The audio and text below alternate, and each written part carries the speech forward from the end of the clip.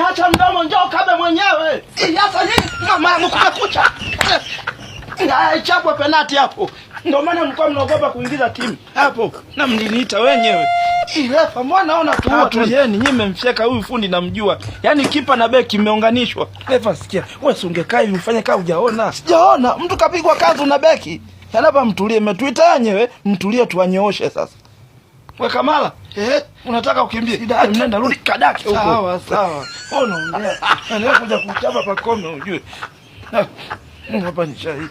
Nakuja kweli. Pacome alikosa hivi. Kamala usikimbie, unaidaka hiyo. Sawa. Nilijua tu. Mlikuwa mnanijaza bure tu. Hutoka lini Pacome kadakiwa huyu?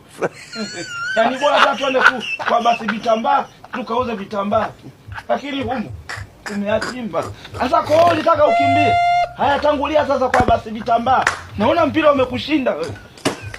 Ya kina Side. Mama yangu mmemwacha tena Pacome. Sasa unataka tumkabe tuzalilishe. Sio ni timu kubwa. Sasa timu kubwa tumkabe. Mama yangu ndoka kafia tu.